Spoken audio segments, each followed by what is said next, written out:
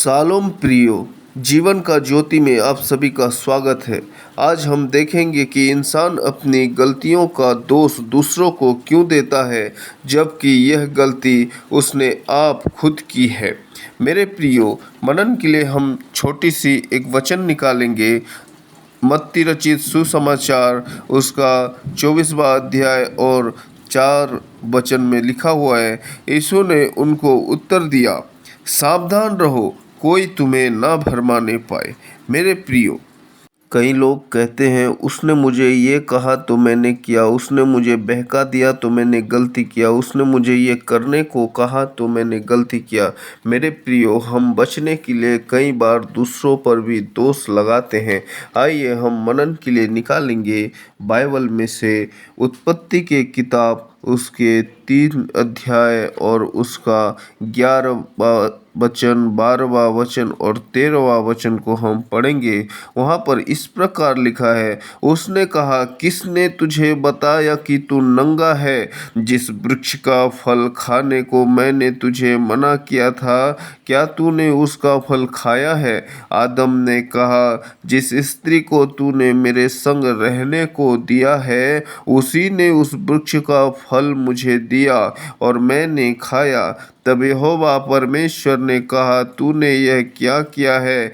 स्त्री ने कहा, सर्प ने मुझे बहका दिया, तब मैंने खाया। मेरे प्रियो, परमेश्वर जिस चीज़ को मना करते हम उसे दूर रहना आवश्यक है। मेरे प्रियो, स्त्री ने सर्प को और आदम ने स्त्री को दोष लगाया। हम दूसरों पर दोष लगा के बच नहीं सकते, क्योंकि यहाँ पर निर्णय, आखिरी निर्णय हमारे हाथ में होता है। मेरे प्रियो, स्त्री को सर्प ने बहकाया और स्त्री ने आदम को उस फल खिलाया, लेकिन यहाँ पर आखिरी निर्णय उनके हाथ पर था। अगर वो सोचते कि परमेश्वर ने हमें मना किया है, हमें इस फल नहीं खाना है, तो ये भूल से उन्होंने बच सकते थे और अदन के वाटिका से निकाले जाने से वो लोग बच सकते थे। लेकिन मेरे प्रियो, उनके एक लालच ने उनके जीवन में उथल पुथल मचा दिया है। मेरे प्रियो, मनन के लिए हम एक और वचन देखेंगे। इफिसियों की पत्री 5 अध्याय और उसका 6वां वचन पर इस प्रकार लिखा है, पौलुस ने इफिसियों की कलीसिया को एक पत्र लिखकर बता रहे हैं कि क्या परमेश्वर के क्रोध से कैसे बचना है। मेरे प्रियो, इस प्रकार वहाँ पे लिखा है, कोई तुम्हें व्यर्थ बातों से धोखा ना दे, क्योंकि इन्हीं कामों के कारण परमेश्वर का क्रोध आज्ञा ना मानने वालों पर भड़कता है। मेरे प्रियो, शैतान हमारे मन और दिमाग और विचारों पर और कल्पनाओं पर खेलता है। मेरे प्रियो, हमें बुरी बुरी विचारों को देता है, बुरी बुरी सोचों को देता है और हमें बहकाता है, परंतु जो इसके बहकाव पर आ जाता है वो दंड से नहीं बचेंगे, क्योंकि वो परमेश्वर के विरुद्ध है। मेरे प्रियो, और एक वचन हम देखेंगे, पहला इतिहास का पुस्तक उसका 21 अध्याय और पहला वचन में इस प्रकार लिखा है, शैतान ने इजराइल के विरुद्ध उठकर दाऊद को उकसाया कि इजराइलियों की गिनती ले। मेरे प्रियो, दाऊद को शैतान उकसा रहा है यहाँ पर, और दाऊद ने वो उसके चाल पर फंस गया।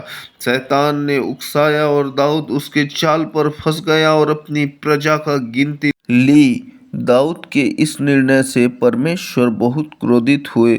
उसके बाद परमेश्वर ने दाऊद को 3 विपत्तियों में से एक को चुनने को कहा। मेरे प्रियो, बाइबल की उस वचन में लिखा है, पहला इतिहास 21 अध्याय उसके 12वां पद पर इस प्रकार लिखा है, या तो 3 वर्ष का अकाल पड़े या 3 महीने तक तेरे विरोधी तुझे नष्ट करते रहे और तेरे शत्रुओं की तलवार तुझ पर चलती रहे, या 3 दिन तक यहोवा की तलवार चले, अर्थात मरी देश में फैले और यहोवा का दूत इजरायली देश में चारों ओर विनाश करता रहे। मेरे प्रियो, इस विपत्ति में से तीनों में से एक को दाऊद को चुनना ही पड़ा, क्योंकि उसने भूल किया था और जिस गलती को शैतान ने उसे बहका कर कराया वो शैतान को दोष देकर नहीं बच सकता था। मेरे प्रियो, इसीलिए हम अपने गलती के विषय दूसरों को दोष देकर नहीं बच सकते। तो आशा करता हूँ भाइयों आप लोगों को वीडियो अच्छा लगा होगा। अगर वीडियो अच्छा लगा हो तो चैनल को सब्सक्राइब कीजिए और लाइक कीजिए और बेल आइकन को दबा दीजिए ताकि और भी नए नए वीडियो आपको मिलती रहे। Thank you, God bless you.